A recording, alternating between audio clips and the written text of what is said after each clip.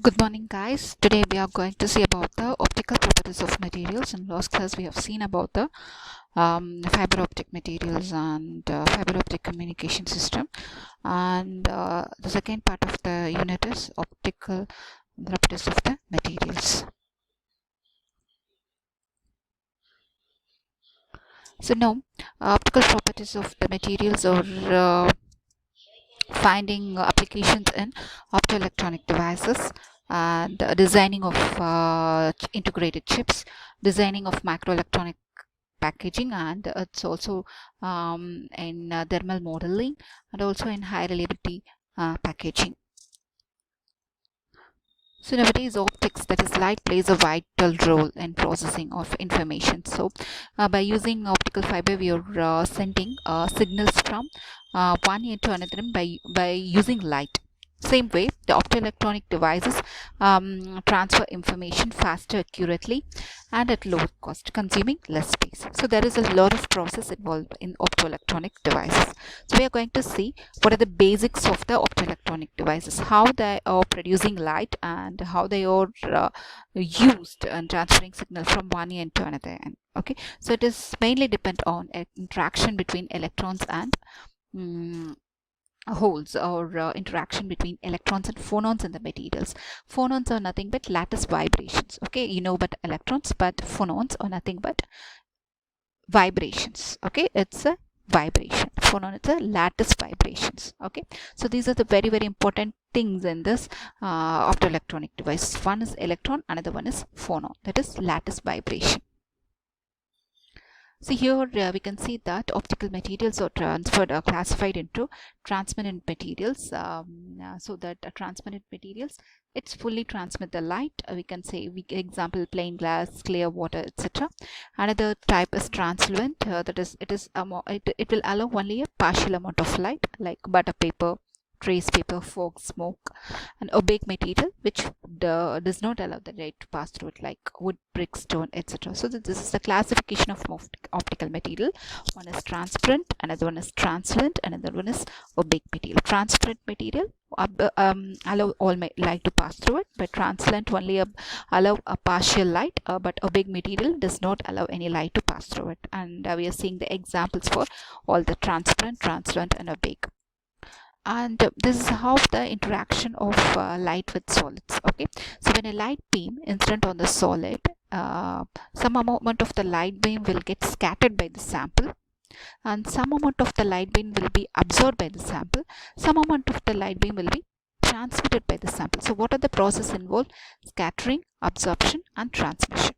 Okay, so this is the interaction of light with the solid. So if you see, if consider a solid, or you can say it's a sample, when a light is allowed to pass through it, some of the light is get transmitted, some of the light will get reflected, some of the light will get refracted, some of the light will get observed.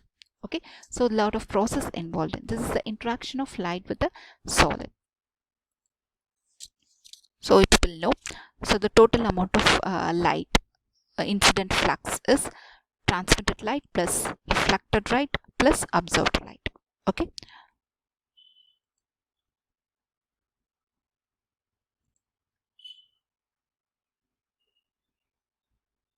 so the scattering of light, the process which intensity of wave attenuates as it travels through the medium. So scattering means the scattering of light, but the intensity of wave will get reduced. Okay, so there are three types of scattering. One is Rayleigh scattering, next one is Raman scattering, another one is Compton scattering.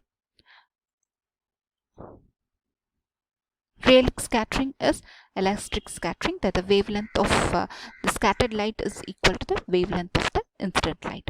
Well, Raman scattering is inelastic scattering, that is wavelength of incident light is not equal to the wavelength of scattered light.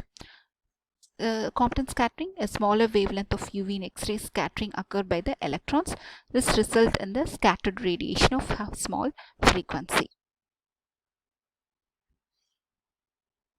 Now we will see carrier generation and recombination. Carrier generation is a process where the electrons and holes get created.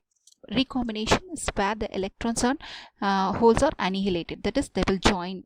Okay, there are three types of generation. One is photon generation, phonon generation, impact generation. Okay, so carrier generation is process of creation of electrons and holes. Photon generation, you can see this, it will take place in direct bandgap semiconductor. You have valence band, conduction band. When electron from valence band come to the lower level energy level, it will emit photon. So this is known as carrier generation, photon generation. Okay, so when electron from conduction band comes to the valence band, it will emit photon, it will emit light. Okay, this is the basic process in LEDs and laser. Keep it in mind, this is the basic process in LEDs and laser. So direct bandgap semiconductor, this will happen in direct bandgap semiconductor. What is direct bandgap semiconductor? You can see the valence band, conduction band lies in the same plane, momentum is equal. So when electron from conduction band comes to the lower energy level, that is valence band, it will emit photon, it will emit light. So this is, so here you can see there is a generation of charge carriers, generation of charge carrier in conduction band, and you can see the generation of charge carrier which in valence band. So there is a generation of charge carrier. Okay, so this is known as photon generation. So when electron from conduction band comes to the lower energy level, it will emit a photon. So this is known as photon generation. And also the process involved recombination.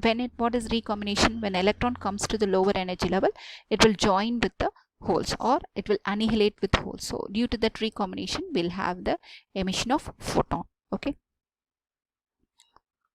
phonon generation, this is the generation of lattice vibration. Okay, this is known as phonon generation. Recombination, you can see this is the recombination. Okay, generation means creation of holes and electrons.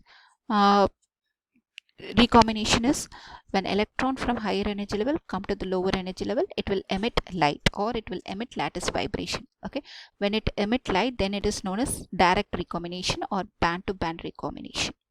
Okay, if there is any trap state, that is in any energy level in between this valence band and conduction band, there won't be we won't have any. This is known as trap assisted recombination. This is band to band recombination. There is no trap state inside. So where from the electron from valence band come to the valence band, valence band by emitting the photon. Okay, so Auger here trap assisted, when you have a trap state, the electron will go to the trap state. From this trap state, it will come to the lower energy level.